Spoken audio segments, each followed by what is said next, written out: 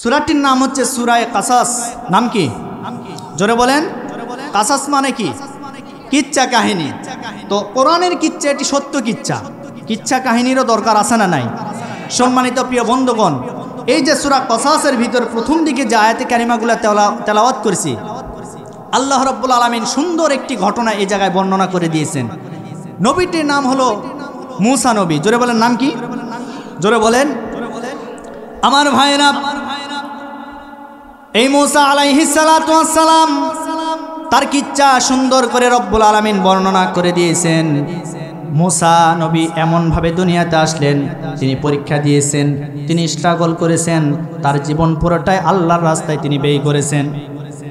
হযরতে মূসা আলাইহিস সালাতু ওয়াস সালাম জন্ম থেকে নিয়ে একেবারে শেষ পর্যন্ত বিভিন্ন বাধার সম্মুখীন হয়েছেন। আর যেই বাধার সম্মুখীন হয়েছেন তার নাম ছিল ফেরাউন। জোরে বলেন, নাম কি? এই ফেরাউন আসলে এর নাম কিন্তু ফেরাউন না, এর নাম ছিল রামসিস কাবুস।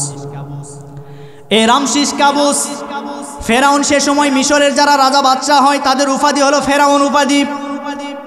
তদ্রূপ এই রামসিসের উপাধি ছিল ফেরাউন।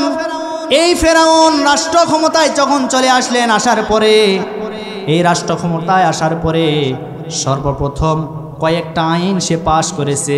এর ভিতরে এক নাম্বার আইন ছিল, আমার এই রাজ্যের ভিতরে যেই সমস্ত আলিম এবং ওলামা আছে যারা ওহির জ্ঞান মানুষদেরকে শিক্ষা দিতে পারে তাদেরকে ধরো আর জেলখানায় বন্দি করো।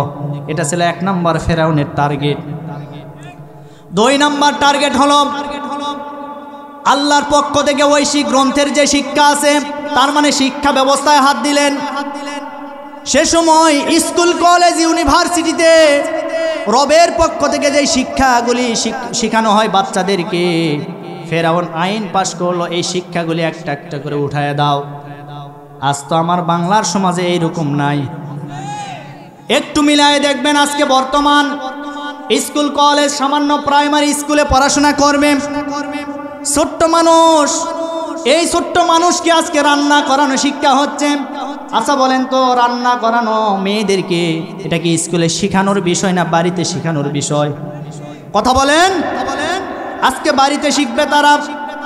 এটি হলো নৈতিক শিক্ষা। মা বাবার কাছ থেকে নৈতিক শিক্ষা লাভ করবে একজন সন্তান, একজন ছেলে এবং মেয়ে। কিন্তু আজকে তাদের মূল শিক্ষা বাদ দিয়ে রান্না করা, কিভাবে একটা মেয়ে ঘুমাবে, বিছানায় কিভাবে যাবে, সেই শিক্ষাগুলি আজকে মেয়েদেরকে দেওয়া হচ্ছে। তার মানে তাদেরও টার্গেট আগে শিক্ষা ব্যবস্থায় হাত দাও। শিক্ষা ব্যবস্থা থেকে আল্লাহর ঐশী গ্রন্থের কথাগুলি যদি আমরা বাদ দিতে পারি, আমরা তো ক্ষমতায় থেকে যাব, আর কেউ নামাতে পারবে না। কথা বলেন না কেন? এটা ছিল ফেরাউনের শাসন।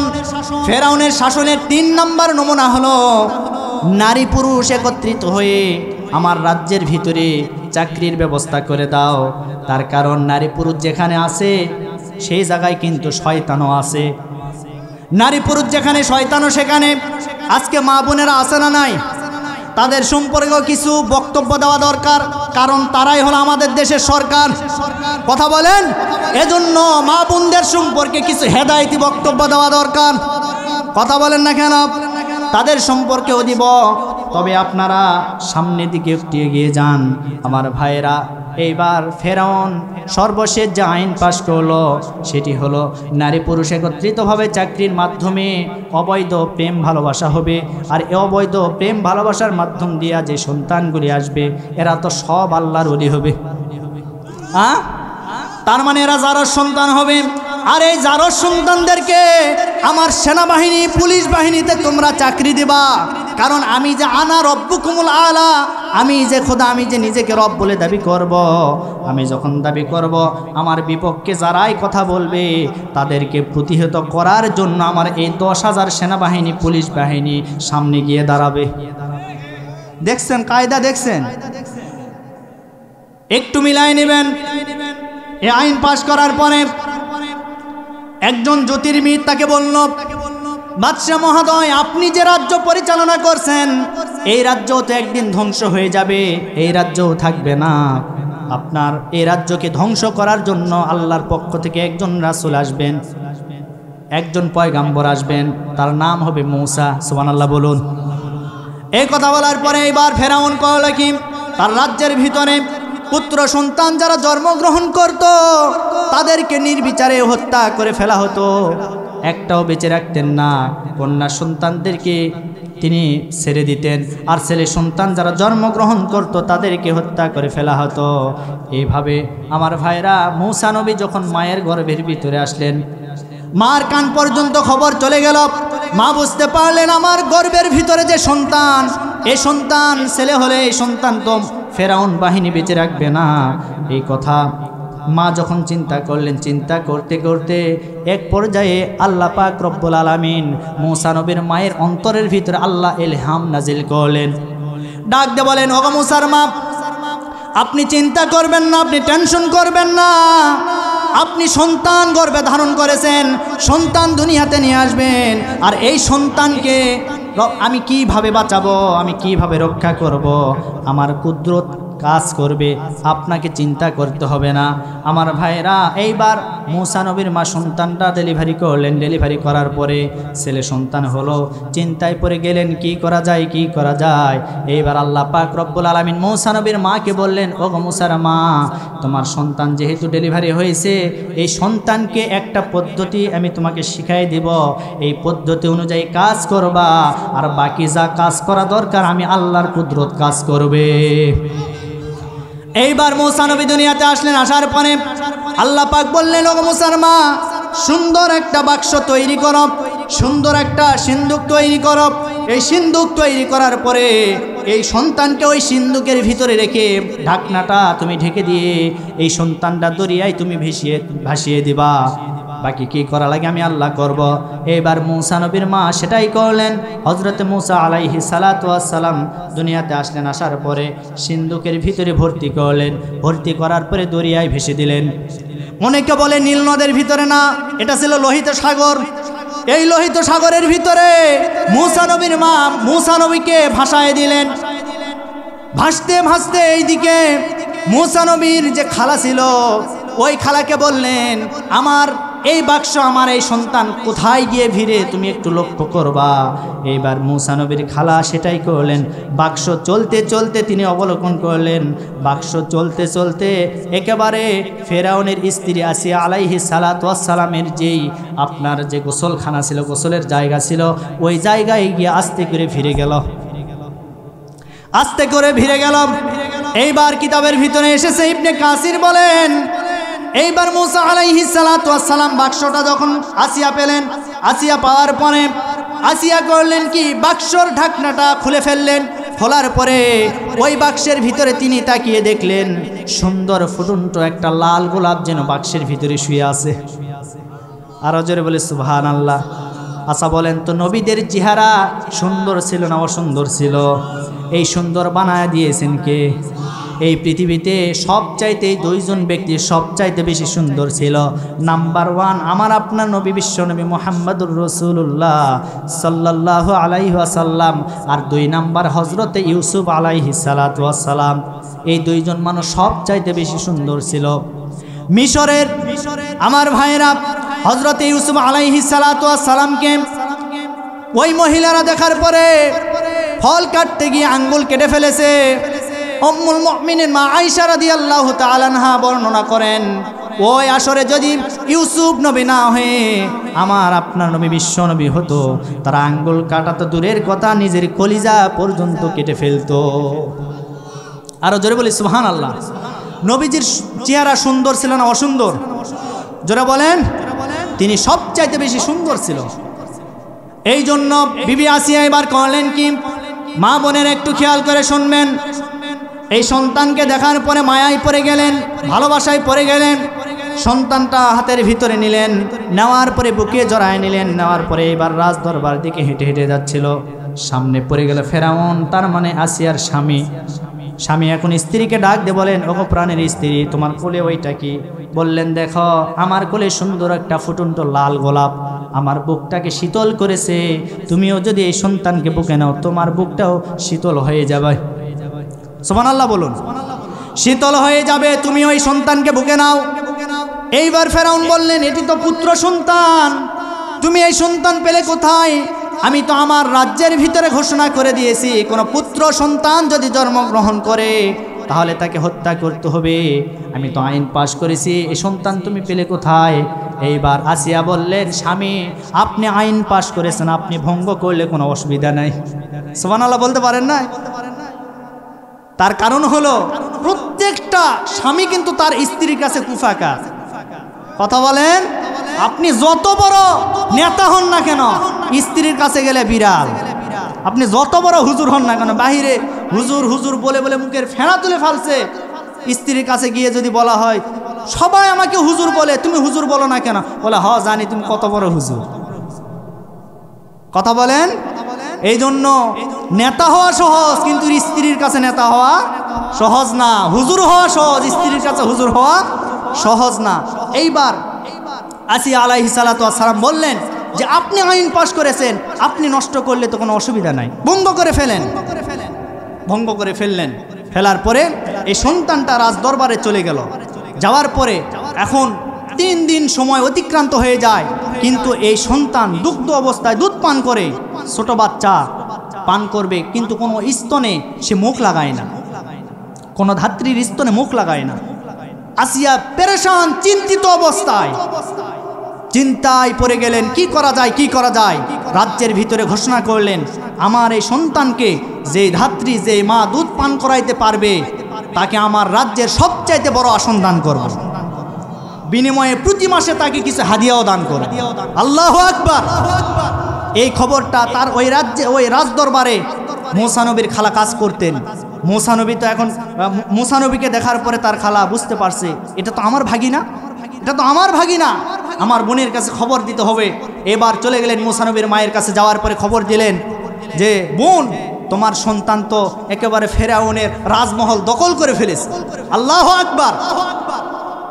ফেরাউন চেয়েছিল মূসার জন্ম ঠেকাতে, পেরেছে?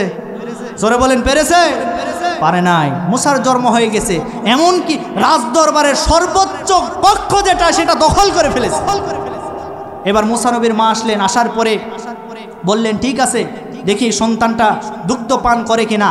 সন্তানটা আস্তে করে হাতের উপর নিলেন। নেওয়ার পরে স্তনে মুখ দেওয়ার সাথে সাথে একবারে ডাইরেক্ট অ্যাকশন, কোনো অসুবিধা নাই। আসিয়ার মুখে হাসি ফুটে উঠল, আমার সন্তান দুধ পান করা শুরু করে দিয়েছে। এইবার আসিয়া ঘোষণা করলেন যে বোন আমার, আমি এই সন্তানের লালন পালনের দায়িত্ব আমি তোমাকে দিয়ে দিলাম। এখন মূসা নবীর মা বলে, মনে মনে তো আমি এটাই চেয়েছিলাম। সুবহানাল্লাহ বলবেন না? আমি তো এটাই চাই, কারণ আমার সন্তান আমার কাছে থাকবে। আল্লাহু আকবার। আল্লাহ কয়, ফেরাউন তুমি চেয়েছিলে মূসা নবীর জন্ম ঠেকাতে, দেখো তোমার ঘর দখল করলো, মাসে মাসে তোমার পকেট থেকে টাকাও খুলবে। আল্লাহু আকবার। কুদরত কার? জোরে বলেন। আল্লাহ বলেন, ইন্না বাতশা রাব্বিকা লাশাদীদ ইন্নাহু হুয়া ইবদি ওয়া ইউঈদ। আমি আল্লাহ সহজে কাউকে ধরি না, তবে যখন একবার ধরি তাকে কিন্তু আর ছাড়ি না। আজকে যারা এই ক্ষমতার চেয়ার পেয়ে অহংকার করছেন, ক্ষমতা নিয়ে অহংকার করছেন, করেন, করতে থাকেন, আল্লাহ কিন্তু ধরছে না। যখন ধরবে পালানোর মতো কোনো গর্ত খুঁজে পাবেন না। কথা বলেন ঠিক কিনা? এমন একটা সময় আসবে, এই যে আমাদের এলাকায় দেখবেন ওই যে আমন ধান কাটার পরে ঘুড়ি উড়ায় না, ঘুড়ি উড়ায় না, ঘুড়ি যখন উড়ানোর সময় যখন আপনি উঠতে দিবেন, ঘুড়িটা কিন্তু উঠতে উঠতে উঠতে আকাশের একেবারে সীমানায় চলে যায়। কথা বলেন। আবার সন্ধ্যার সময় এই ঘুড়িটা যখন নামাইতে যাবেন, বলেন তো ঘুড়ি কি সহজে নামে? জোরে বলেন। টানতে হয়, নাহলে গাছের ডালে যায়, নাহলে অন্য জায়গায় টাঙ্গায় থাকে, আটকায় থাকে, এইরকম ঝামেলা করে। কারণ ঘুড়ি উপরে যাওয়ার পরে চিন্তা করলো যে মালিক আমি আর নামছি না, কারণ আমি জানি আমি যদি নামি তাহলে তুমি আমাকে 1 বৎসর আর আকাশে উঠতে দিবে না। কথা বলেন। এই জন্য ঘুড়ি ওই জায়গায় হরতাল করে, মিছিল করে, জীবন যায় চলে যাক, এই জায়গায় শেষ হবে, আমি ঘুরে নামবো না। তারাও কিন্তু ভালো করে জানে একবার যদি আমাদের চেয়ার ফসকে যায়, বাংলার মুসলমান 50 বছরে এই চেয়ার আর দখল করতে দিবে না। কথা বলেন ঠিক কিনা? খাপে খাপ মমতাজের বাপ না, এই মমতাজ কি নমিনেশন পাইছে নাকি? হ্যাঁ পাইছে, দেখছেন পাইছে। সুবহানাল্লাহ বলবেন না? বাপরে বাপ, আজকে নায়ক গায়ক শিল্পী নর্তকী যারা অর্ধ উলঙ্গ হয়ে ডান্স করে, গান করে, যারা ক্রিকেটার খেলাধুলা করে, এদেরকে নমিনেশন দেওয়া হচ্ছে। তার মানে ওই যে মিলে গেল, খেলা হবে। কথা বলেন, বলে না খেলা হবে। খেলা হওয়ার জন্য তো প্লেয়ার দরকার। কথা বলেন, এই জন্য তারা প্লেয়ারদেরকে বাছাই করতেছে। সম্মানিত ভাইরা আমার, এই দিন নয়, আরো দিন আছে। এই দিন নিয়ে যাবে সেই দিনের কাছে। তবে যা হচ্ছে খারাপ হচ্ছে না, ভালোই হচ্ছে। এর দ্বারা প্রমাণ হচ্ছে আসলে প্রকৃত ইমানদার কারা আর প্রকৃত মুনাফিক কারা। কথা বলেন, তার মানে যা হচ্ছে ভালো হচ্ছে না। হ্যাঁ, একটি উদাহরণ দিলে আপনারা বুঝবেন। এক বাদশা শিকার করতে গেছে, তার এক গোলামকে নিয়ে শিকার করতে গেছে। তো জঙ্গলের মধ্যে শিকার করতে করতে একেবারে জঙ্গলের মাঝখানে চলে গেছে। যাওয়ার পরে শিকার করতে করতে এক পর্যায়ে একটা পোকা, বিষাক্ত পোকা, এই বাদশার আঙ্গুলের উপরে একটা হুল ফুটিয়ে দিয়েছে। যন্ত্রণা সহ্য করতে পারে না। এক পর্যায়ে এই বাদশা ডাক দিয়ে বলেন যে উজির, কি করা যায়, কি করা যায়? আঙ্গুলটা আপনি উপরে রাখেন, কি করা যায় আমি দেখাচ্ছি আপনি। এরপরে আঙ্গুল যখন উপরে রাখলেন, একটা যেই আপনার হাতে যে অস্ত্র ছিল, এই অস্ত্রের আঘাতে ওই আঙ্গুলটা কেটে ফেললেন। কাটার পরে এই উজির, তুই এটা কি করলি? বলে, বাদশাহ, যা হয়েছে ভালো হয়েছে, যা হয়েছে। বাদশার মেজাজ গেছে খারাপ হয়ে। আচ্ছা বলেন তো, আঙ্গুল কাটছে, এটা কি ভালো কাজ? বাচ্চার মেজাজ গেছে খারাপ হয়ে, আর স্বীকার করলেন না। রাজদরবারে আসলেন, আসার পর অর্ডার করলেন, একে বান্ধ, ধরো, একে ফাঁসির অর্ডার করো, একবারে যাবজ্জীবন মৃত্যু কারাদণ্ড দিয়ে দাও। এক পর্যায়ে তাকে যখন জেলখানায় বন্দি করলেন, বন্দি করার পরে এই বাদশা এবার একা একা শিকার করতে চলে গেলেন জঙ্গলের ভিতরে। শিকার করতে করতে এমন একটা গহীন জঙ্গলে চলে গেছে, তার রাজ্য পার হয়ে অন্য রাজ্যে চলে গেছে। গহীন জঙ্গলে যে জায়গায় গেছে, সে জায়গায় কিছু আদিবাসী বসবাস করত। এই আদিবাসীরা, তাদের সেই দিন একটা উৎসবের দিন, আর তাদের উৎসবের নিয়ম হলো জঙ্গলের ভিতরে যে মানুষটাকে তারা পাবে, সেই মানুষটাকে তারা জবাই করে কুরবানি করবে। কি করবে বলেন তো? বাদশার বিপদ কম না বেশি? বাদশা এখন তাদের কাছে গেছে। যাওয়ার পরে ওই আদিবাসীরা বাদশাকে ধরছে। ধরার পরে এখন তারা উৎসব পালন করবে। তো এক পর্যায়ে তারা এখন দেখছে, বাদশার হাত দেখছে, পা দেখছে, মাথা দেখছে, সব কিছু। তাদের নিয়ম হলো, যদি এই প্রাণীর ভিতরে, এই মানুষের ভিতরে যদি কোনো খুঁত থাকে, তাহলে সেই প্রাণীটি কুরবানি হবে না। এখন খুঁজতে খুঁজতে ওই যে আঙ্গুল কাটা, বুঝতে পারেন নাই, ওই আঙ্গুল কাটা পেয়েছে। এক পর্যায়ে বললেন, এই আপনি তো আমাদের খাদ্যই না, যান, দূর হয়ে যান। বাদশাহ আল্লাহর নাম নিতে নিতে মারছে দৌড় রাজ দরবারে। যাওয়ার পরে জীবনটা বেঁচে গেল। যাওয়ার পরে উজিরকে ডাকলেন, উজির সামনে আসো। আসার পরে বললেন, আমি তো আজকে বড় বাঁচা বেঁচে গেলাম, না হলে আজকে আমি দুনিয়া থেকে বিদায় হয়ে চলে যেতাম। বলল যে আমি না হয় বাঁচলাম, কিন্তু আমি যে তোমাকে এই মৃত্যুদণ্ড রায় দিয়েছি, তোমার তো বাঁচার কোনো কায়দা নাই। সারা জীবন তো তোমাকে জেলখানায় থাকতে হবে, তোমার তো বাঁচার কোনো কায়দা নাই। তাহলে তুমি কেন বললে যা হয়েছে ভালো হয়েছে? তখন বললেন, আমি এমনি বলি না, আমি বলেছি যা হয়েছে ভালো হয়েছে। এই জন্য বলেছি, কারণ আপনি আমাকে সাথে করে নিয়ে জঙ্গলে যেতেন, যাওয়ার পরে শিকার করতে করতে তাদের স্থানে গিয়ে উপনীত হতেন। তারা আপনাকে পাওয়ার পরে দেখতো আপনার খুদ, আপনাকে ছেড়ে দিত, আর আমি ভালো মানুষ, আমাকে তারা কুরবানি করত।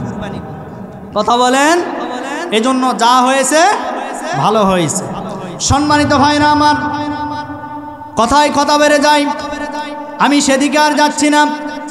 এরপরে হযরতে মূসা আলাইহিস সালাতু ওয়াস সালাম দুগ্ধ পান করা ছেড়ে দিলেন। বয়স যখন 3 বছর বয়স হয়ে গেল, এইবার বিবি আসিয়া ফেরাউনকে ডাক দিয়ে বলেন, স্বামী, আমার ঘরে যে সন্তান আছে, এই সন্তানকে আপনি একটা বারও কোলের ভিতরে নিলেন না, একটু আদর করলেন। আপনি কেমন পিতা, আপনি কেমন পিতা, একটু কোলের ভিতরে নেবেন, আদর করবেন, ভালোবাসবেন। এইবার ফেরাউন বললেন, ঠিক আছে বিবি, এই সন্তানটাকে আমার কোলের ভিতরে দিয়ে দাও। এইবার মূসা আলাইহিস সালাতু ওয়াস সালামকে যখন কোলের ভিতরে নেবেন, যখন নিতে যাবেন, নেওয়ার পরে ফেরাউন এবার করলো কি, মূসা নবীর গালের উপরে যখন একটা চুমা খেতে যাবে, আদর করতে যাবে, এমন সময় মূসা আলাইহিস সালাতু ওয়াস সালাম 3 বছরের বাচ্চা, তার ডান হাতটা বের করলেন। বের করার পরে মারছে একটা থাপ্পড়। আল্লাহু আকবার।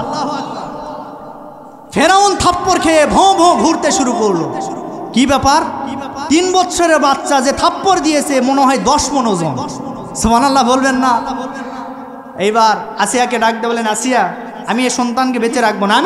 আমি যেই দিন এই সন্তান আমার বাড়িতে এসেছে সেই দিন আমি 4 আনা বিশ্বাস করেছিলাম এটিই হবে মুসা। কারণ ভয় আসে না নাই? জোরে বলেন আসে না নাই? এটিই হবে মুসা।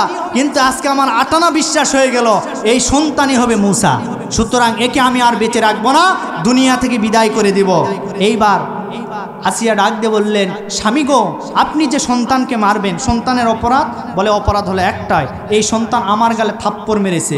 আচ্ছা, আপনি যদি এই থাপ্পড়ের কথা আপনার বাহিরে উজির নাজির যারা মন্ত্রী পরিষদ আছে তাদের কাছে যদি আপনি বলেন যে এই সন্তান থাপ্পড় মারার কারণে আমি তাকে হত্যা করলাম, বলেন তো আপনার মান সম্মান থাকবে?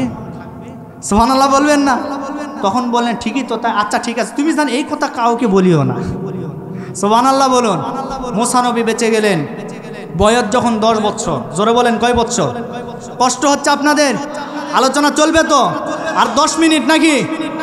আল্লাহ কবুল করেন, সকলে বলে আল্লাহুম্মা আমিন। তো 10 বছর যখন বয়স হয়ে গেল, বয়স হয়ে যাওয়ার পরে এইবার মন্ত্রী পরিষদের যে সমস্ত মন্ত্রীরা ছিল তারা বলল, বাদশাহ মহোদয়, আপনি তো আমাদের বাদশাহ, আপনার পিছনে কত স্লোগান, নেতা নেতা করতে করতে আমাদের মুখে ফেনা উঠে গেছে, আমরা কত স্লোগান দিলাম, আমাদেরকে একটা দিন খাবারের ব্যবস্থা করবেন না? তখন ফেরাউন বললেন, ঠিক আছে, তোমাদের জন্য আমি খাবারের ঘোষণা করলাম, তোমরা সবাই আসবা। দাওয়াত দিলেন। দেওয়ার পরে যেই দিন দাওয়াত খেতে এসেছে, খাবার রেডি, প্রত্যেকটা প্লেটে করে একটা করে ভাজা ছাগল, একেবারে বড় একটা ছাগল প্লেটের উপরে সবাইকে খেতে দিয়েছে। এখন ফেরাউনের পালক পুত্র মুসা আলাইহিস সালাতু ওয়াস সালামকে ফেরাউন কাছে নিলেন, নেওয়ার পরে দান উরুর উপরে বসে রেখেছেন। এইবার ফেরাউন বললেন, মন্ত্রী মহোদয়রা তোমরা খাবার শুরু করো। তো মন্ত্রীরা বলেন যে না, আপনি হলেন বাদশাহ, আপনি আমাদের নেতা, আপনি আগে শুরু করুন। বলে না, আমি আগে শুরু করব না, আমার পালক পুত্র মুসা আগে শুরু করবে। সুবহানাল্লাহ বলবেন না? এইবার মুসা আলাইহিস সালাতু ওয়াস সালামকে বললেন, বাবা তুমি শুরু করো। তো মুসা আলাইহিস সালাতু ওয়াস সালাম এখন চিন্তা করেন, তুমি কোন নেতা সেটা আমি ভালো করে জানি, ছাগল খাওয়া নেতা, দাঁড়াও। এইবার ছাগলের কানে আস্তে করে একটা আঙ্গুল দিয়েছে, দেওয়ার সাথে সাথে এই ভাজা ছাগল তাজা হয়ে মারছে দৌড়। সুবহানাল্লাহ বলতে পারেন নাই? মারছে দৌড়। মন্ত্রীরা এটা দেখে তারাও দৌড় মারছে, একজনও মন্ত্রী নাই। মুসা আলাইহিস সালাতু ওয়াস সালাম ভয় পেয়ে গেলেন, মায়ের কুলে গিয়ে দৌড়ে উঠলেন। ওঠার পরে মাকে বললেন, মা আমি তো বড় অপরাধ করে ফেলেছি। বলে বাবা কি হয়েছে? বলে ভাজা ছাগল তাজা হয়ে গেছে, ভাজা ছাগল তাজা হয়ে গেছে। বলে তোমার নামে তো এখন দেখি কি করা যায়। এইবার ফেরাউন আবার হুলিয়ানামা জারি করলো যে এই সন্তানকে আমি আর বেঁচে রাখবো না, কারণ যেই দিন এসেছে সেই দিন 4 আনা বিশ্বাস করেছি এটা মুসা, যেই দিন আমাকে থাপ্পড় মেরেছে সেই দিন 8 আনা বিশ্বাস করেছি এটা মুসা, আজকে 12 আনা বিশ্বাস হয়ে গেল এটাই মুসা। আল্লাহু আকবার। এইবার হুলিয়ানামা জারি করলো, আমি এই সন্তানকে হত্যা করতে চাই। আসিয়ার কাছে যখন চলে আসলেন, আসার পরে আসিয়াকে ডাক দিয়ে বলেন, আসিয়া এই সন্তানকে আমি আর বেঁচে রাখবো না, এই সন্তানকে দুনিয়া থেকে বিদায় করে ফেলবো।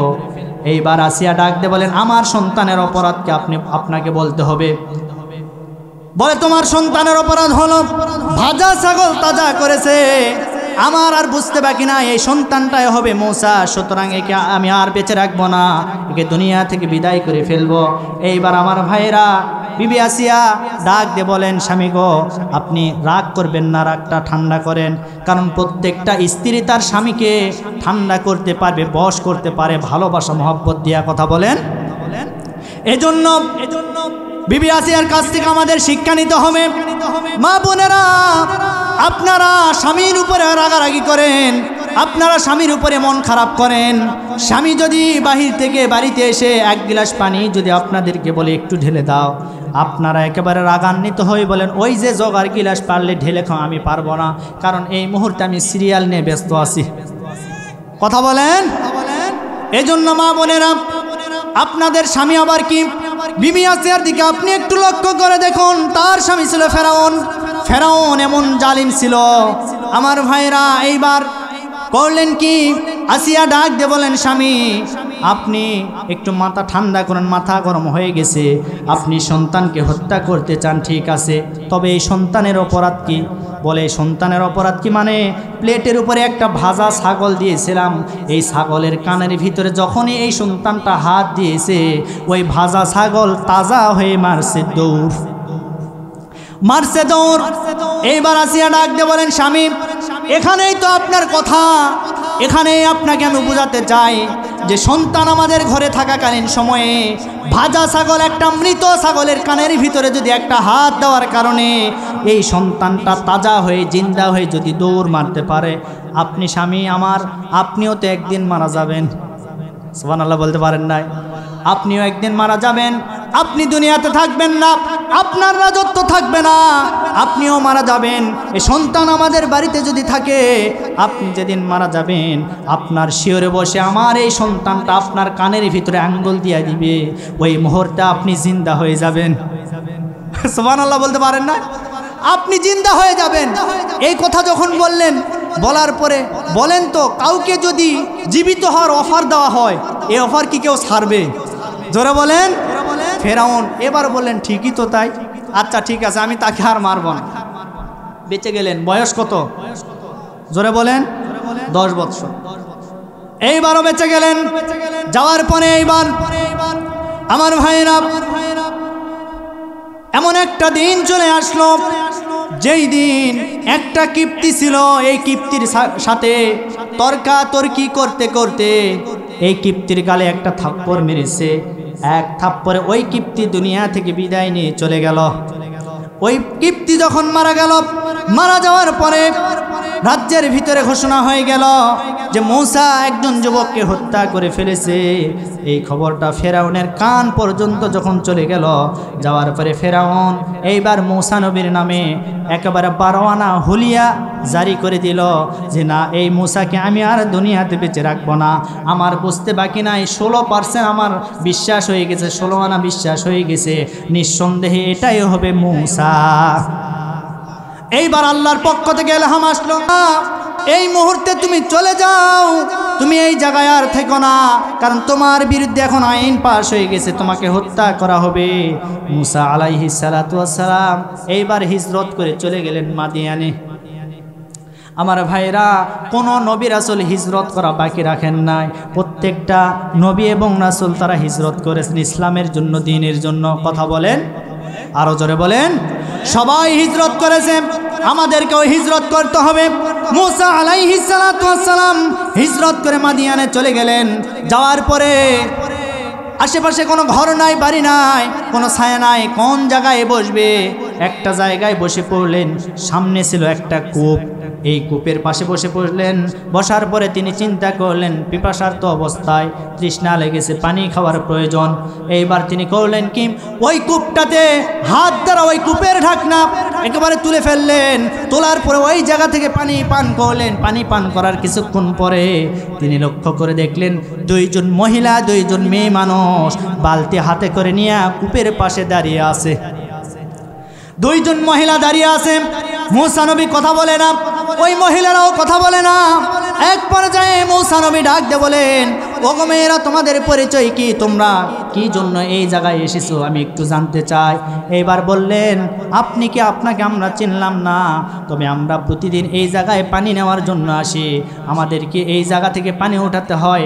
এই যে কূপ, এই কূপের উপরে বড় একটা ঢাকনা, এই ঢাকনা আমরা সরাতে পারছি না, সুতরাং এই ঢাকনা থেকে ঢাকনা সরানোর ফলে আমরা একটু পানি নিতে চাই।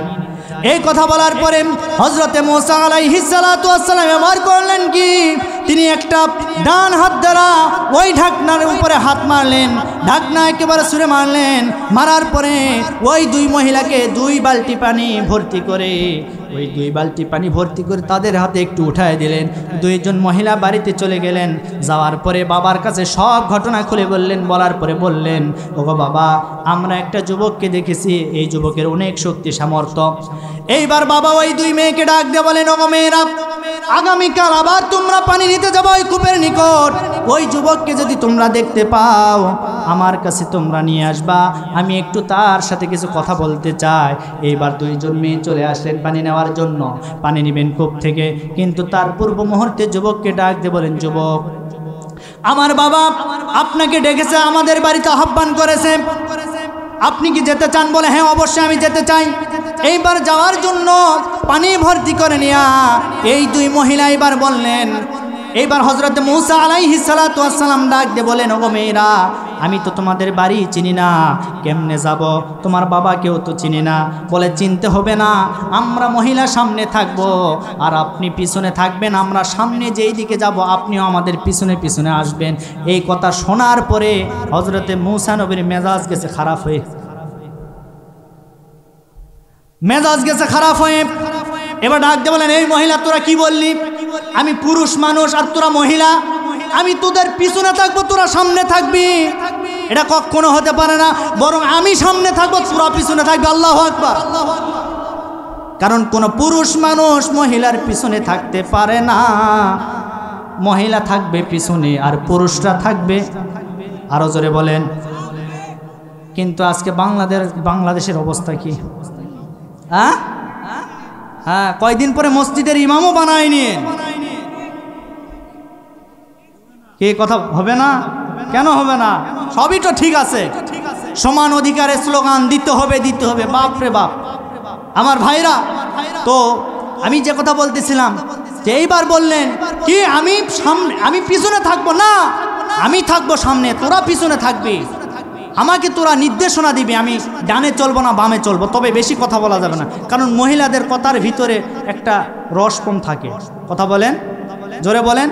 এই যে যখন আপনারা দেখবেন ঈদের মৌসুম আসে, বিভিন্ন উৎসবের সময় আসে, মহিলা মা বোনেরা যখন মার্কেটে যায় না, পুরুষরা কিন্তু যায় না, কারণ ওই দোকানদাররাও ভালো করে জানে পুরুষ দিয়ে আমাদের ব্যবসা হবে না, মহিলার দরকার। কথা বলেন। এখন ওই মহিলারা দেখবেন মার্কেটে যাওয়ার পরে, মার্কেট করতে গেছে, শাড়ি নিতে গেছে, এরপরে বিভিন্ন সালোয়ার কামিজ নিতে গেছে, তো এমন সময় ওই দোকানদাররাও আবার চালাক, কি দেখছেন, একেবারে সুন্দর করে, আপা চারা লিপটান, বসেন, কি লাগবে আপা, নেন আপা, এই যে দেখেন এই শাড়িটা আপনাকে বেশ মানাবে। শয়তান, এক নাম্বার শয়তান। কথা বলেন। এরকম আছে না নাই? আপা এটা আপনাকে খুব মানাবে। তখন এই আপাও খুশি হয়ে গেছে, গুলগুলা হয়ে গেছে, বলে ভাইয়া এটার দাম কত? বলে আপা আপনার জন্য পাইকারি দামে, বেশি নিব না, একেবারে পাইকারি দাম, লাভ করব না। আজকে এই হলো বর্তমান সমাজের হালত। আমার ভাইরা, বর্তমান এমন একটা জামানায় আমরা এসেছি, স্বামী স্ত্রীর মাঝে কোনো সম্পর্ক নাই, ভালোবাসা নাই, মিল মহব্বত নাই। কথা বলেন, আরো জোরে বলেন। ঝগড়া, সংসারে অশান্তি, একটা পুরুষ বাহিরে থাকে আর একটা মহিলা বাড়ির ভিতরে থাকে, কিন্তু সেই বাড়িতে যখন বাহির থেকে যখন বাড়িতে আসে, সারাদিন খুব আরামে থাকলো, বাড়িতে আসার পরে বাড়িটা জাহান্নাম হয়ে যায়। কথা বলেন না কেন? আপনাদের মনে হয় নাই? হয় আসতে কোন চাচা আবার শুনবে, পাশে আছে তারা। কথা বলেন। সম্মানিত ভাইরা আমার, এজন্য মহিলা মা বোনেরা আপনাদেরকে একটু ভালো হতে হবে। কথা বলেন। আমার ভাইরা, আমি যে কথা বলতেছিলাম, এইবার ওই দুই কন্যাকে বললেন, তোমরা আমার পিছনে থাকো, আমি তোমাদের সামনে থাকবো, আমি সামনে যাব।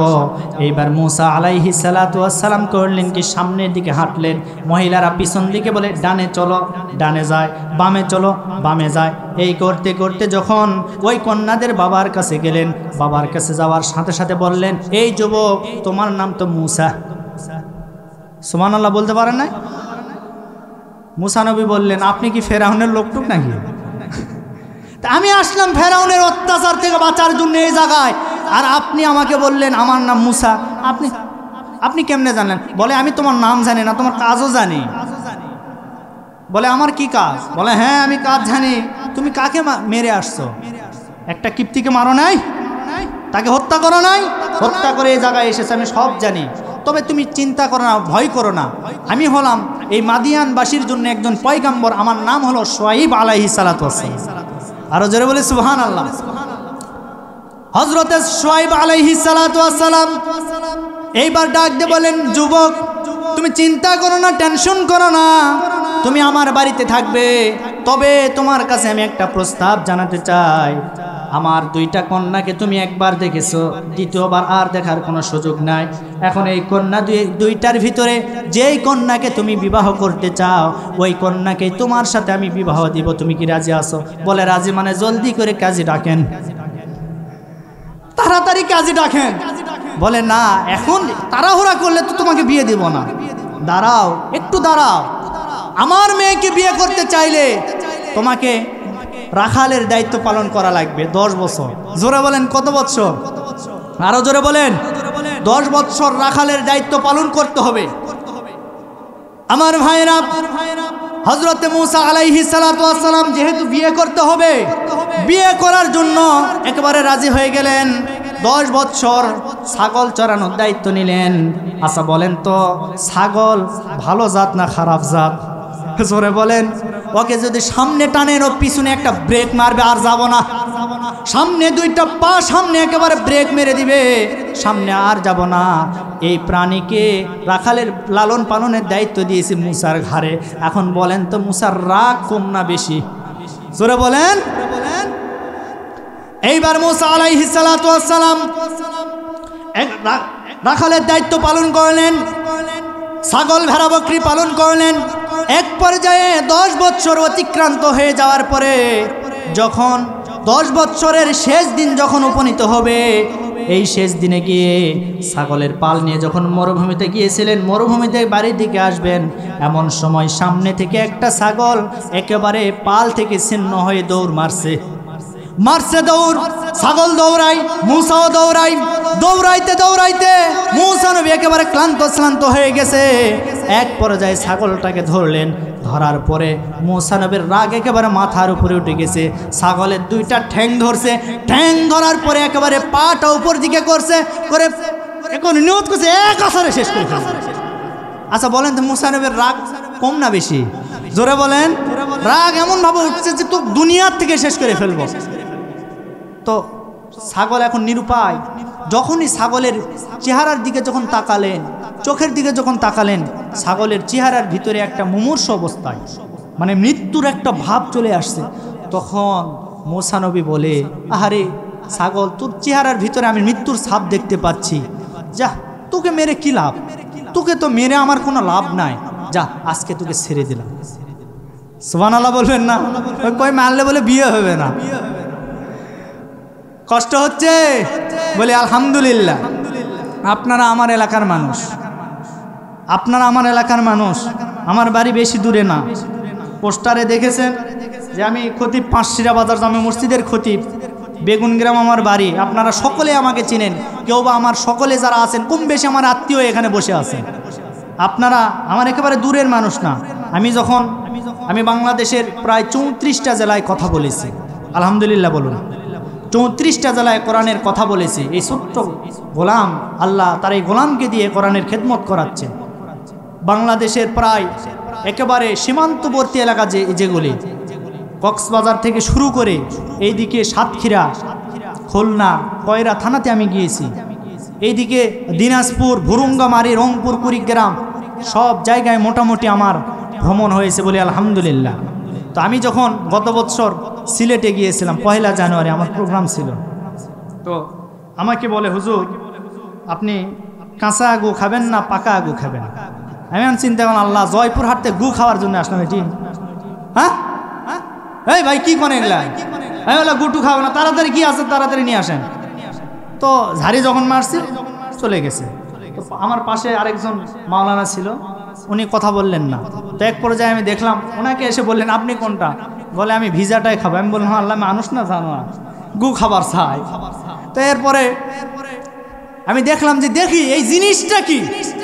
তখন লক্ষ্য করে দেখলাম যে আপনার ওই যে মিষ্টি, অর্থাৎ শিরা দেওয়া যে মিষ্টি আছে না, ভিজা মিষ্টি, এই মিষ্টি নিয়ে এসে দিছে। তখন আমি চিন্তা করলাম, আল্লাহ, এর নাম গু? হ্যাঁ। তো এরপরে নিয়ত করছি যে এই সিলেট অঞ্চলে যদি কোনোদিন আমি আসি, আবারও যাব। আলহামদুলিল্লাহ 14 তারিখ আমার দাও, 14 জানুয়ারি ওই মাহফিলে মৌলভীবাজারে আবারও যাব। তো নিয়ত করছি, যদি বলে হুজুর বিষ খাবেন, আমি বলবো তাড়াতাড়ি নিয়ে আয়। কারণ আমার এলাকায় বিষ ওই এলাকায় খাবার হতে পারে। কথা বলেন ঠিক কিনা? এজন্য এক দেশের গালি আরেক দেশের বলি। এরপরে চট্টগ্রামের সাতকানিয়া, বান্দরবনের একেবারে কাছাকাছি ওই জায়গায় আমি প্রোগ্রাম করতে প্রতি বৎসর যাই, আল্লাহ পাক নিয়ে যাওয়াই। ওখানে যখন গেলাম তো জুমার মসজিদ আমাকে খতিবের দায়িত্ব দেওয়া হয়েছে, অর্থাৎ আমি খুতবা দিব, আমি নামাজ পড়াবো। তো চট্টগ্রাম, কক্সবাজার, সিলেট এই অঞ্চলগুলির মানুষদের কথাবার্তা, ওনারা যখন কথা বলে আমি তখন চিন্তা করি, আল্লাহ এই কিরামান কাতিবিন এদের আমল নামা লিখে কিভাবে? কিচ্ছু বোঝা যায় না ভাই। কথা বলেন, কিচ্ছু বোঝা যায় না। তখন চিন্তা করলাম ওরা যখন কথা বলে আমি গেলে হা করে তাকে কি বলবো, কোনো জবাব দিতে পারি না। এক পর্যায়ে চিন্তা করলাম আমার এলাকার তো ভাষা আছে। কথা বলেন, আমার এলাকার ভাষা আছে না নাই? তখন আমি একেবারে সত্য কথা মসজিদের মেম্বরে আমি দাঁড়িয়ে বললাম, ভাই আপনাদের এই অঞ্চলে আসলাম, অনেক কিছু বললেন, কিছু বুঝলাম না, খালি বারবার আমাকে বোকা বানানোর চেষ্টা করছেন। আমি এখন একটা কথা বলবো, আপনাদেরকে এই কথার একটু তর্জমা করে দিতে হবে। যুবকরা হাত তুলছেন, বললেন হুজুর জলদি করে বলেন। আমি বললাম আমার এলাকার একটা ভাষা আছে। ভাষা কি? আলুতে আলু অক্কালিয়া। আছে না নাই? আচ্ছা বলেন তো এর অর্থ কি? এর অর্থ কি ভাই বলেন তো? হ্যাঁ, তুই আলুতে আলু তো আরেকজনের সাথে লিয়ে আলু। কথা বলেন, এটা আমাদের অঞ্চলের ভাষা। এখন যখন এই কথা বললাম ভাই, বলার পরে এক যুবক দাঁড়িয়ে গেছে, হুজুর আমি পারবো। আমি বললাম বলো এর অর্থ কি? বললেন হুজুর আমি জানি আপনাদের জয়পুরহাট বগুড়াতে প্রচুর আলু হয়, হয়তো বা আলুরই কিছু একটা হবে। আমি বললাম ভাই এটা আলুর কিছু না, এর অর্থ হলো তুমি আসলে আরেকজনকে সাথে নিয়ে আসলে কেন? কথা বলেন ঠিক কিনা? সেই জন্য এক দেশের গালি আরেক দেশের। আমি এই জন্য বললাম যে আমি আপনার এলাকার সন্তান, আমার কথা বুঝতে তো কষ্ট হচ্ছে না? বুঝতে কষ্ট হচ্ছে? আর 10 মিনিট থাকবেন তো? হ্যাঁ তামানাত দেখছেন? লিল্লাহে তাকবীর, লিল্লাহে তাকবীর। আল্লাহ কবুল করেন, সকলে বলে আল্লাহুম্মা আমিন। আমার ভাইরা, এরপরে মনে আছে আপনাদের ছাগলকে কি করলেন? ছেড়ে দিলেন। ছেড়ে দেওয়ার পরে আল্লাহ পাক ওই মুহূর্তে বললেন, মুসা আমি বুঝতে পারছি এখন তোমার রাগ ঠান্ডা হয়ে গেছে, এই মুহূর্তে আমি তোমাকে নবুয়ত দান করলাম, তুমি নবী হয়ে গেলে। এখন যাও ফেরাউনকে দাওয়াত দিতে হবে, তোমার কাজ হলো ফেরাউনকে দাওয়াত দেওয়া। এখন মুসা নবী বলে, আল্লাহ আমি তো, মুসা নবী একটু তুতলা ছিলেন, আমাদের সমাজে কিছু তুতলা মানুষ আছে না? মুসা নবী একটু তুতলা ছিলেন, কথা তু করতে করতে 7 মিনিট এরকম আছে না নাই? তো তখন বললেন, আল্লাহ আমি তো তুতলা, আমার কথা তেমন বের হয় না, আমি পারবো না, তবে আমার ভাই হারুন আছে, তাকে আপনি নবী বানায় দেন। তখন আল্লাহ বললেন, মুসা তোমার জন্য আমি তোমার ভাই হারুনকেও নবী বানায় দিলাম। আরো জোরে বলে সুবহানাল্লাহ। এইবার হারুন আলাইহিস সালাতু ওয়াস সালাম নবী হয়ে গেলেন। এবার ফেরাউনের দরবারে সর্বপ্রথম চলে গেলেন, যাওয়ার পরে তার মা আসিয়াকে আগে দাওয়াত দিলেন। সুবহানাল্লাহ বলবেন না? আসিয়াকে দাওয়াত দিলেন, দেওয়ার পরে আসিয়া মুসলমান হয়ে গেল, কালেমা পড়ল, লা ইলাহা ইল্লাল্লাহু মুসা কালিমুল্লাহ, তিনি মুসলমান হয়ে গেলেন। আমার ভাইয়েরা একটু মনোযোগ সহকারে শুনবেন, মা বোনেরা আপনাদের দিলটা মনোযোগ সহকারে কথাগুলি শ্রবণ করবেন। বিবি আসিয়া যখন কালেমা পরে মুসলমান হয়ে গেলেন, হয়ে যাওয়ার পরে গোপনে গোপনে তিনি আমল করা শুরু করলেন। এই খবরটা আমল করতে করতে এক পর্যায়ে ফেরাউনের কান পর্যন্ত খবরটা চলে গেল। ফেরাউনের কান পর্যন্ত চলে গেল। যাওয়ার পরে বিবি আসিয়ার জীবনে আপনি দেখেন, আসিয়া আলাইহিস সালাতু ওয়াস সালামকে ফেরাউন ডাক দিয়ে বলেন, ও আমার কলিজার টুকরা স্ত্রী, ও আমার প্রিয়তমা, আজকে তোমাকে আমি অনেক মহব্বত করি, ভালোবাসি, আমার জীবনের চাইতেও বেশি মহব্বত করি, ভালোবাসি। আমি শুনলাম তুমি নাকি মুসার ধর্ম পালন করেছ, মুসার ধর্ম গ্রহণ করে নিয়েছ।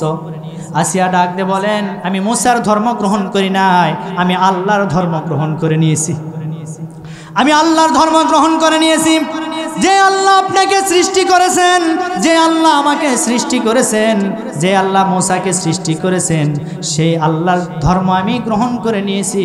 এইবার ফেরাউন ডাক দিয়ে বলেন, ও আমার প্রিয়তমা স্ত্রী, এতদিন আমি তোমাকে কিছু বলি নাই, তোমার উপর কোনো জুলুম নির্যাতন করি নাই, তোমাকে আমি সাহেবজাদার মতো, তোমাকে রাজরানীর মতো আমার রাজ দরবারে রেখেছি। অতএব তোমাকে আমি সহজ ভাষায় বলে দিচ্ছি, মুসার ধর্ম ত্যাগ করো, আর না হলে জীবনের মায়া ছাড়ো। হয় মুসার ধর্ম ত্যাগ করো, না হলে জীবনের মায়া ছাড়ো। এইবার বিবি আসিয়াকে এই কথা যখন বললেন, ডাক দিয়ে বলেন, স্বামী গো, আমি তো কালেমা গ্রহণ করেছি, মুসার হাতে হাত রেখে কালেমা গ্রহণ করেছি, আল্লাহকে আল্লাহ বলে মেনে নিয়েছি। আমার জীবনকে তো আমি বাঁচাতে পারবো না, আমার জীবন চলে যাবে, এরপরেও আমি আল্লাহর পথ থেকে আমি পিছিয়ে আসবো না। আরো জোরে বলে সুবহানাল্লাহ। এইবার ফেরাউন ঘোষণা করে দিল, জল্লাদকে বললেন, জল্লাদ কোথায়? এইবার আসিয়াকে আক্রমণ করো, আসিয়াকে ধরো। আসিয়াকে ধরা হলো। আসিয়াকে ধরার পরে একটা আপনার শুল তৈরি করলেন, শুলের উপরে চড়ায় দিলেন। আসিয়ার হাতের ভিতরে পেরেক মারলেন, ডান হাতে মারলেন, বাম হাতে মারলেন, পায়ে মারলেন। মারার পরে এখনো জীবন বেঁচে আছে। আসিয়াকে ডাক দিয়ে বলেন, ও আমার প্রাণের স্ত্রী, এখনো বলছে আমি তোমাকে ভালোবাসি। ফেরাউন ডাক দিয়ে বলেন, ও আমার প্রাণের স্ত্রী, ও আমার প্রাণের স্ত্রী, আমি তোমাকে এখনো মহব্বত করে ভালোবাসি, এখনো সময় আছে, তুমি আল্লাহর দিনকে ছেড়ে দাও, মুসার দিনকে ছেড়ে দাও, আল্লাহকে বিশ্বাস করা বাদ দিয়ে দাও, আমি তোমার রব, আমি তোমার সব। যখন এই কথা বলেছেন, আসিয়া ডাক দিয়ে বলেন, ও আমার স্বামী, আমি এতদিন পর্যন্ত আপনাকেও মহব্বত করেছি, ভালোবাসা দিয়েছি, না না না, আপনি তো আমার রব হতে পারেন না, আপনি আমার মালিক হতে পারেন না। আমার রব যিনি, আমি তার প্রতি ঈমান এনেছি, বিশ্বাস রেখেছি, সুতরাং জীবন চলে যাবে, এরপরেও আমি আমার ঈমানকে আপনার হাতে বিক্রি করে দিতে পারবো না। যা সে মোর সব নিয়ে যাও, ঈমান আমার নিও না। আল্লাহু আকবার। যা সে মোর সব নিয়ে যাও, ঈমান আমার নিও না। ঈমান ছাড়া ও গো প্রভু মরণ আমায় দিও না, না। যা সে মোর সব নিয়ে যাও, ঈমান আমার নিও না। খাব্বাবেরি খাঁটি মান পুড়ে গেল দেহটা, সেই ঈমানটা রক্ষা করতে নিঃস্ব হল জীবনটা। সেই ঈমান এত দামি, জাহেলরা বোঝে না, না। যা সে মোর সব নিয়ে যাও, ঈমান আমার নিও না। যা সে মোর সব নিয়ে যাও, ঈমান আমার নিও না। জোরে বলি আল্লাহু আকবার। এইবার আসিয়া ডাক দিয়ে বলেন, স্বামী, আপনি আমাকে হত্যা করে ফেলবেন, কোনো অসুবিধা নাই। এইবার ফেরাউন করলেন কি, নিজের স্ত্রীকে দুনিয়া থেকে বিদায় করে দিলেন। যখন বিদায় করে দিবেন, তার পূর্ব মুহূর্তে আমার ভাইয়েরা সূরা তাহরিমের ভিতরে এসেছে, তিনি একটি দোয়া করেছিলেন, আয় আল্লাহ, আয় আল্লাহ, আমি তোমার প্রতি ঈমান আনলাম, তোমার ধর্মকে আমি বিশ্বাস করে আমি আমল করেছি গো আল্লাহ। এই মানানোর কারণে আমার আজকে জীবন চলে যাচ্ছে, আমার কোনো আফসোস নাই, আমি আমার জীবন দিতে রাজি আছি, কিন্তু আমার ঈমান বিক্রি করতে রাজি না। আমার ভাইরা, এইবার আসিয়া আলাইহিস সালাতু ওয়াস সালাম আল্লাহর কাছে দোয়া করলেন, আল্লাহ, আমি আমার দুনিয়ার সব মায়া ত্যাগ করলাম, আমি দুনিয়ার সব কিছু আমি ছিন্ন করে ফেললাম, এই মুহূর্তে আমি শহীদ হয়ে যাব, তবে তোমার কাছে একটা আরজি জানাই, তোমার ঘরের পাশে আমার জন্য একটা ঘর তুমি বরাদ্দ করে দিও। আরো জোরে বলি সুবহানাল্লাহ। আল্লাহ পাক বিবি আসিয়ার এই দোয়া কবুল করে নিয়েছেন, কোরআনের ভিতরে আল্লাহ কোট করে দিয়েছেন, সুবহানাল্লাহ বলুন। কবুল হয়ে গেছে, আসিয়া শহীদ হয়ে গেলেন। আমার ভাইরা, এইবার ফেরাউনের দরবারে আরেকজন মেয়ে ছিল, তার নাম ছিল মাশেদা। সেও মুসা নবীর ধর্ম গ্রহণ করে নিয়েছিলেন, ঈমান গ্রহণ করেছিলেন। মুসা নবীর ধর্ম গ্রহণ করার কারণে এই দাসীটা ছিল ফেরাউনের কন্যার একজন দাসী ছিল। ফেরাউনের কন্যার দাসী ছিল, প্রতিদিন ফেরাউনের কন্যাকে দেখাশোনার দায়িত্ব পালন করত, মাথার চুল আশ্রয় দিত। এক পর্যায়ে চুল আশ্রাইতে আশ্রাইতে হাতের চিরুনিটা মাটিতে পড়ে গেল। মাটিতে পড়ে যাওয়ার পরে এই দাসী আস্তে করে ওই চিরুনি যখন উঠাইতে যাবে, তখন আল্লাহর নাম নিয়ে ওই চিরুনিটা যখন উঠাইছে, ওঠার পরে ফেরাউনের কন্যা ডাক দিয়ে বলেন, দাসী রে, তুমি কার নামটা বললা? বলে, কেন? আমি আল্লাহর নাম বলেছি, যে আল্লাহ আমাকে সৃষ্টি করেছে, যে আল্লাহ আপনাকে সৃষ্টি করেছে, যে আল্লাহ আপনার বাবাকে সৃষ্টি করেছে, আমি তার নাম নিয়েছি। বলে, না না না, এই পৃথিবীতে রব তো আমার বাবা। নাউজুবিল্লাহ বলুন। এই পৃথিবীতে রব হলো আমার বাবা, এই পৃথিবীতে আমার বাবা ছাড়া কেউ রব না। সুতরাং আমি তোমার নামে আমার বাবার দরবারে নালিশ দিব। এইবার ফেরাউনের কন্যা করলেন কি, ফেরাউনের কন্যা ফেরাউনের কাছে গেলেন, যাওয়ার পরে বললেন, বাবা, আমাদের ঘরেই তো তোমার সবচাইতে বড় শত্রু, তোমাকে তো রব বলে মানে না। এই যে আমার দাসী প্রতিদিন আমার মাথার চুল আশ্রয় দেয়, আমাকে দেখাশোনার দায়িত্ব নিয়েছে, আমার খোঁজখবরের দায়িত্ব নেই, সেই মহিলাটিও তো ঈমান গ্রহণ করেছে। সুতরাং এই মহিলার বিচার এই মুহূর্তে করতে হবে। এইবার ফেরাউন করলেন কি, তার প্রশাসন পাঠিয়ে দিলেন, ওই মহিলাকে গ্রেফতার করলেন। করার পরে ঈমান কত বড় দামি জিনিস আপনাদেরকে বোঝানোর জন্য বলতেছি আমার ভাইরা ও সম্মানিত মা বোনেরা, আপনারাও ঈমান গ্রহণ করেছেন, কিন্তু বিবি আসিয়ার মতো এখনো হতে পারেন নাই, বিবি মরিয়মের মতো এখনো হতে পারেন নাই। এরপরে ঈসা নবীর মা, আমার ভাইরা, তাদের মতো মা বোনেরা আপনারা এখনো হতে পারেন নাই। এজন্য আপনাদেরকে বলি, এমন ঈমান গ্রহণ করতে হবে যে ঈমানটা হযরতে সুমাইয়া রাদিয়াল্লাহু তাআলা আনহার ভিতরে ছিল। কথা বলেন ঠিক কিনা? আমার মা বোনের একটু খেয়াল করে শুনুন। এইবার এই মহিলাকে গ্রেফতার করা হলো। গ্রেফতার করার পরে ফেরাউন বললেন, ও মহিলা, আমি শুনতে পেলাম তুমি নাকি ঈমান গ্রহণ করেছো, আল্লাহকে বিশ্বাস করেছো। বলে, হ্যাঁ, আমি ঈমান গ্রহণ করেছি। এখন বললেন, ও মহিলা, এতদিন পর্যন্ত আমি তোমাকে লালন পালন করলাম, তোমাকে মাসিক ভাতা দিলাম, খাবার দিলাম, সব কিছু দিলাম, আর তুমি আমাকে আল্লাহ বলে মেনে নিতে পারো না। বলে, না, আপনি আমার কখনো রব হতে পারেন না, আমার রব তো একজন, তিনি হচ্ছেন আমার আল্লাহ। জোরে বলে আল্লাহু আকবার। এখন আপনাদের কাছে আমার প্রশ্ন, আমাদের রবকে আরো জোরে বলেন। আল্লাহ আমার রব, এই রবি আমার সব, দমে দমে তন মনে তারই অনুভব। ওই মহিলার দুইটা বাচ্চা ছিল, একটা বড় আর একটা কোলের ভিতরে দুগ্ধ পান করত। এইবার বড় সন্তানের হাতটা ধরলেন, ধরার পরে উত্তপ্ত তেলের ভিতরে নিক্ষেপ করলেন। নিক্ষেপ করার পরে ওই মহিলাকে ডাক দিয়ে বলেন, মহিলা, এখনো সময় আছে, মুসার কালেমা বাদ দিয়া দাও, আমার প্রতি ঈমান আনো, এখনো সময় আছে। যদি না করো তাহলে কিন্তু তোমার বড় সন্তানকে যে এইভাবে তেলে নিক্ষেপ করলাম, তোমার কোলের ওই বাচ্চাটাকেও একইভাবে নিক্ষেপ করব, এমনকি তোমাকেও কিন্তু ওই তেলের ভিতরে নিক্ষেপ করা হবে। এখন কি করবা তুমি বলো? এখন এই মহিলা চিন্তা করলেন, আহারে, আমার চোখের সামনে আমার বড় সন্তানকে তেলের ভিতরে নিক্ষেপ করলেন, এই মুহূর্তে আমার কলিজার টুকরা সন্তান এই বাচ্চাকে ওই তেলের ভিতরে ফেলে দিবে, ফেলে দিয়ে তাকে হত্যা করবে, আমি মা হয়ে সহ্য করতে পারবো না, এই দৃশ্য আমি দেখতে পারবো না। এইবার মনে মনে ভাবলেন, এই জায়গায় একটু মিথ্যার আশ্রয় নিব। যখন মনে মনে এই ইয়াকিন নিয়ে আসলেন, কোলের এই শিশু বাচ্চা কথাই ফুটে নাই, এখন কথা ফুটে গেছে। জবাব দিয়ে বলেন, মা, তুমি কাকে ভয় করো? ফেরাউনকে তুমি ভয় করো। আল্লাহু আকবার। কুলের বাচ্চা, শিশু বাচ্চা, এখনো কথাই ফুটে নাই, কিন্তু জবানটা রব্বুল আলামিন খুলে দিয়েছে। এই পৃথিবীতে 6 জন শিশু বাচ্চা দুগ্ধ অবস্থায় মায়ের কোলে থাকতে কথা বলেছে। আওয়াজ দিয়ে বলুন, কয়জন? আরো জোরে বলুন, জানার দরকার আছে না নাই? এর ভিতরে 1 নম্বরে চলে গেল এই যে ফেরাউনের দাসীর এই বাচ্চা মায়ের কোলে থাকা অবস্থায় কথা বলা শুরু করে দিয়েছে। ডাক দিয়ে বলেন, মা, তুমি কি মনে করো ফেরাউনের ওই আগুন, ওইটা তুমি আগুন মনে করো না?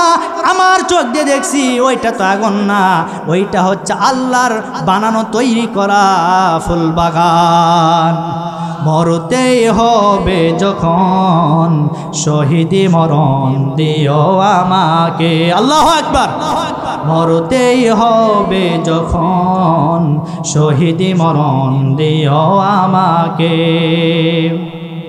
রোকে সুখে মরণ দিও না আমাকে এমন মরণ দিও চোখ বুঝলেই যেন দেখি তোমায় মরতেই হবে যখন শহীদি মরণ দিও আমাকে আল্লাহু আকবার আমরা শহীদের মৃত্যু চাইতো নাকি কারা কারা চাই দুহাত তুলে আল্লাহকে একটু দেখা দেয় লিল্লাহে তাকবীর লিল্লাহে তাকবীর আল্লাহ কবুল করেন সকলে বলে আল্লাহুম্মা আমিন আপনাদের অবস্থা দেখে মনে হচ্ছে যে কেবল রাত 8টা বাজে কি বলেন আপনারা শেষ করে দেই নাকি হ্যাঁ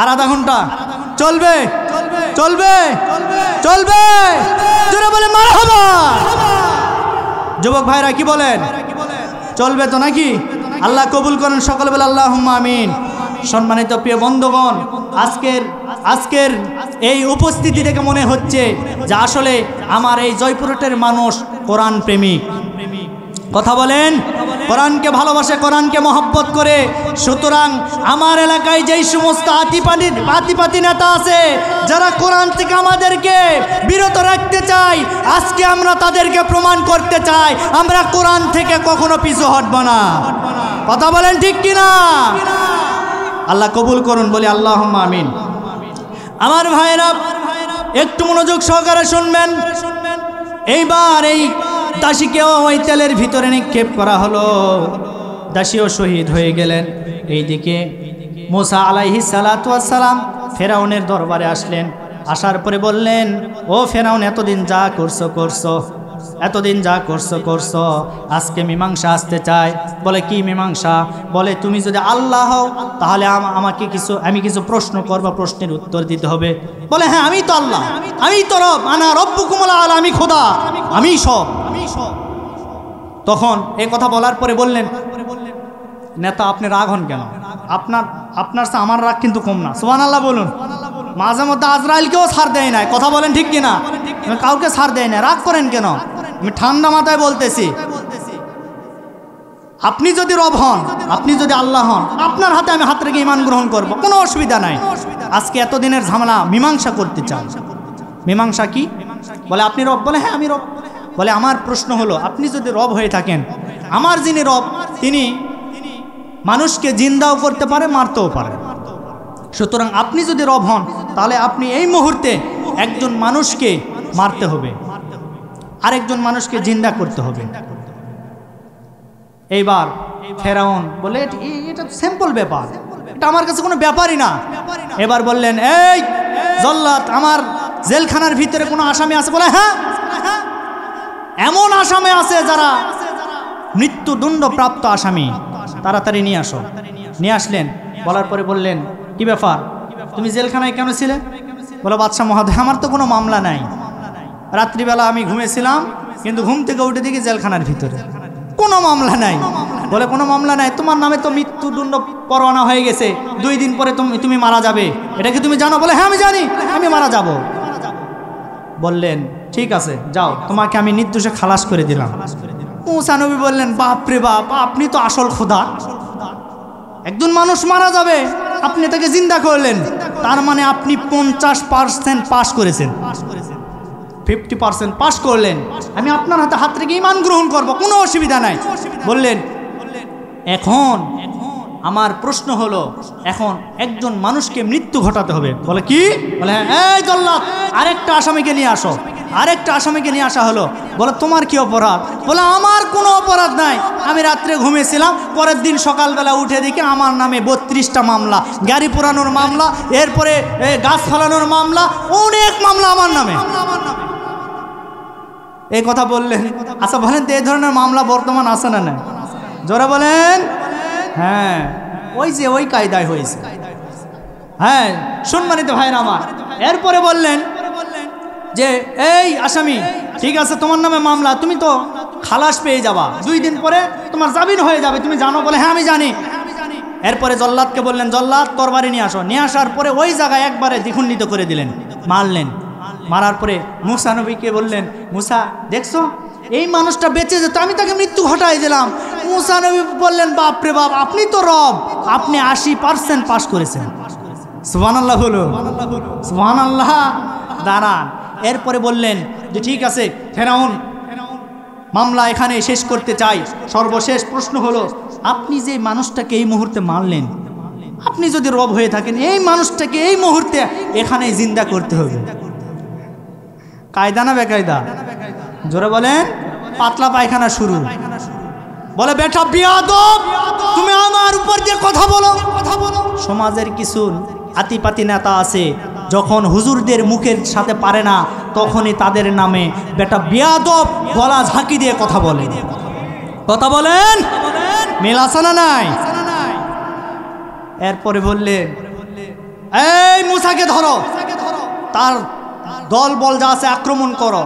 আল্লাহ অর্ডার করলেন, মুসা তাড়াতাড়ি তোমার দল বল কি আছে নিয়ে পালাও, পালাও, জলদি করে পালাও। মুসা আলাইহিস সালাতু ওয়াস সালাম সবাইকে নিয়ে যখন চলে গেলেন লোহিত সাগর, সেই সাগরে, অনেকে বলে নীল নদ, অনেকে বলে লোহিত সাগর, তো যাই হোক, তো মিশরের ওই সাগরের কাছে গেলেন। যাওয়ার পরে বললেন, আল্লাহ, আমার তো আর বাঁচার কোনো কায়দা নাই, আমি কি করব?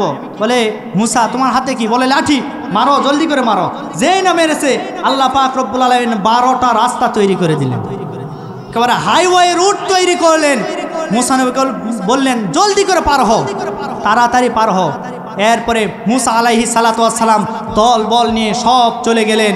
যাওয়ার পরে আমার ভাইরা, এরপরে ফেরাউন এইদিকে তার সৈন্যবাহিনী নিয়ে যখন এই সমুদ্রের কিনারায় আসলেন, আসার পরে সৈন্যবাহিনী যারা ছিল তারা বললেন, বাপরে বাপ, নেতা এ রাস্তা কে তৈরি করলো সমুদ্রের মাঝখানে? বলে, কে করলো? আমি রব, আমি করেছি। ওর বাপ করছে না? কে করছে? আল্লাহ করছে। ফেরাউন কি বলছে? আমি করছি। বলে, বাপ রে বাপ, আপনি যখন এই রাস্তা তৈরি করেছেন, তাহলে আপনাকে দিয়ে উদ্বোধন করা হবে। হ্যাঁ, আপনি দাঁড়ান। এখন ফেরাউনের কলিজার ভিতরে ভয় আছে না নাই? জোরে বলেন। কারণ রাস্তা না শোলা, এটা তো এখনো পরীক্ষা করে নাই। কথা বলেন আমার ভাইরা। এরপরে ফেরাউন তখন চিন্তা করলেন, আমি যদি এখন পিছনে যাই, আমার রবগিরি তো সব শেষ, আমাকে কেউ আল্লাহ বলে মানবে না। আবার যদি আমি সামনের দিকে যাই, আমার মৃত্যু হতে পারে। যাক, যা হবার হবে, আজকেই শেষ দিন। আমি রাস্তায় উঠলাম। রাস্তায় যখন উঠেছে, রাস্তা তো পানি কোনো পাশে যায় না, রাস্তা ভেঙবো যেন, বাপরে বাপ, মারছে দৌড়। মাঝখানে যখন চলে গেলেন, যাওয়ার পরে পানিকে আল্লাহ আদেশ করলেন, পানি, কার ওসিলায়, কার জন্য তুমি, কার নির্দেশে তুমি রাস্তা তৈরি করেছো? বলে, আল্লাহ আপনার উদ্দেশ্যে, আপনার নির্দেশে আমরা এই রাস্তা তৈরি করেছি। বলে, এই মুহূর্তে ফেরাউন মাঝখানে, ওকে নীল নদের ভিতরে চুবায়া ডুবায়া দুনিয়া থেকে বিদায় করে দাও। আল্লাহু আকবার। একেবারে পানিকে যখন এক জায়গায় করলেন, করার পরে ফেরাউন পানি খেতে খেতে খেতে খেতে একেবারে সমুদ্রের নিচে চলে গেলেন। যাওয়ার পরে ওই জায়গায় বলেন, আল্লাহ, আল্লাহ, এতদিন যা করেছি আল্লাহ, তো অপরাধ করেছি, আমি তো ভুল করেছি, আমি অপরাধী। আল্লাহ, আল্লাহ, তুমি আমাকে মাফ করে দাও, আজকে আমি ঈমান আনলাম। আল্লাহ ফেরেশতা পাঠায় দিলেন, এই কি বলে, তাড়াতাড়ি যা। জলদি করে আসলেন। আসার পরে সমুদ্রের মাটি ফেরাউনের মুখে মারলেন, ফেরাউনের মুখে মারলেন। ফেরাউন ঈমান গ্রহণ করতে পারলেন না। আমার ভাইরা, আমি আপনাদের কাছে প্রশ্ন ছুড়ে দিতে চাই, ফেরাউন রাজত্ব করেছিল, সারা জীবন কি ক্ষমতায় থেকেছে না দুনিয়া থেকে বিদায় হয়েছে? জোরে বলেন। সুতরাং ফেরাউনের ক্ষমতা কম ছিল না, ফেরাউনের পাওয়ার কম ছিল না। আজকের যারা নব্য ফেরাউন, যারা মনে করে আমাদের কিছুই হবে না, আমি তাদেরকে বলতে চাই, সময় একদিন আসবে, আপনাদেরও দিন হবে, সেই দিন ইঁদুরের গর্ত পাবেন না, পালানোর মতো। কথা বলেন ঠিক কিনা? জোরে বলেন ঠিক কিনা? আমরা